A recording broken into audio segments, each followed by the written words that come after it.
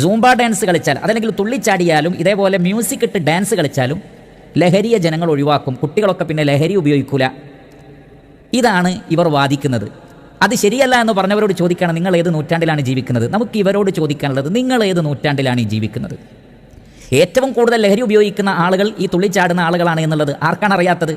മ്യൂസിക്കും ഡാൻസുമായി നടക്കുന്ന മേഖലകളിലാണ് ഏറ്റവും കൂടുതൽ ലഹരി ഉപയോഗിക്കപ്പെടുന്നത്. അല്ലെങ്കിൽ ഇവർ പറയുന്നത് ശരിയാണെങ്കിൽ സ്പോർട്സ് മേഖലയിൽ ലഹരി ഉപയോഗിക്കുന്ന ആളുകൾ ഉണ്ടാവാൻ പാടുണ്ടോ? സ്പോർട്സ് മേഖലയിലുള്ള ആളുകളും ലഹരി ഉപയോഗവും വലിയ ചർച്ചകളല്ലേ ലോകത്ത്, വലിയ പഠനങ്ങളല്ലേ ലോകത്ത്? ഇവർ പറയുന്ന രൂപത്തിലാണെങ്കിൽ അവിടെ സ്പോർട്സ് മേഖലയിൽ തുള്ളിച്ചാട്ടമുള്ളത് കൊണ്ട് അവർ ലഹരി ഒഴിവാക്കുമെങ്കിൽ സ്പോർട്സ് മേഖലയിൽ ലഹരി ഉണ്ടാവാൻ പാടില്ല എന്നാൽ അങ്ങനെയാണോ കാര്യം? അതേപോലെ തന്നെ ഡാൻസും തുള്ളിച്ചാട്ടവും ആ നിലക്കുള്ള ഒരു അടിച്ചുപൊളിയൊക്കെ ഉണ്ടെങ്കിൽ സ്വാതന്ത്ര്യം ലഭിക്കും, പുരോഗമനം ലഭിക്കും, അങ്ങനെ സ്ട്രെസ്സ് മാറും, അങ്ങനെ അവർ ലഹരിയെ ഒഴിവാക്കും എന്ന് പറയുന്ന ആളുകളുണ്ടല്ലോ. ഇതെല്ലാം ഉൾപ്പെടുന്ന സിനിമാ ലോകത്തിൻ്റെ അവസ്ഥ എന്താണ്? ഈ ചാനലുകാർ തന്നെ നിരന്തരം ചർച്ച ചെയ്യുന്ന വിഷയമല്ലേ?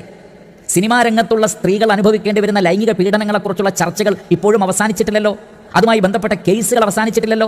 സംഗീതവും ഡാൻസും ഒക്കെ ഉണ്ടെങ്കിൽ ലഹരി ഇല്ലാതാകുമെങ്കിൽ സിനിമാ മേഖലകളിൽ ലഹരി ഇല്ലാതാവണ്ടേ?